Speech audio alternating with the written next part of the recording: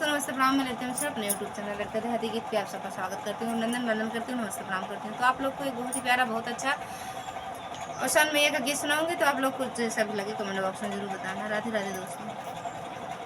तेरी ध्यान नजरिया एक बार है अवसानी मैया, फेरी ध्यान नजरिया एक बार है अवसानी मैया।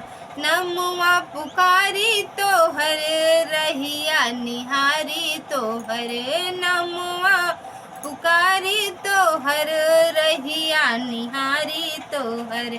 ले खबरिया एक बार है अवसानी मैया, ले ना खबरिया एक बार है अवसानी मैया।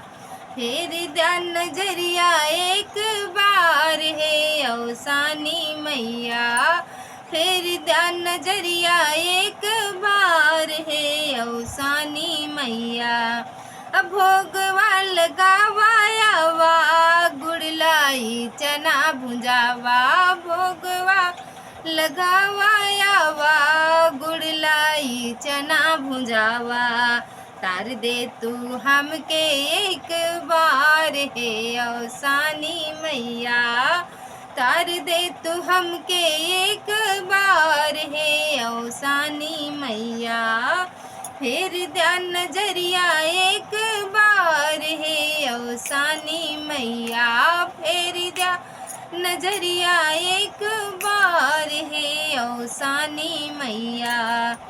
महिमा भजन हम गाई, जन जन तक हम पहुँचाई, महिमा भजन हम गाई, जन जन तक हम पहुँचाई।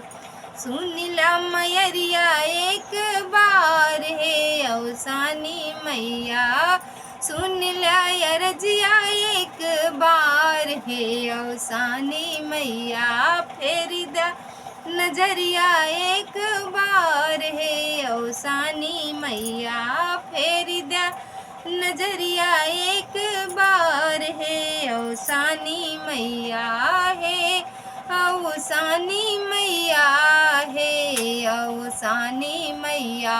फेरी ध्यान नजरिया एक बार है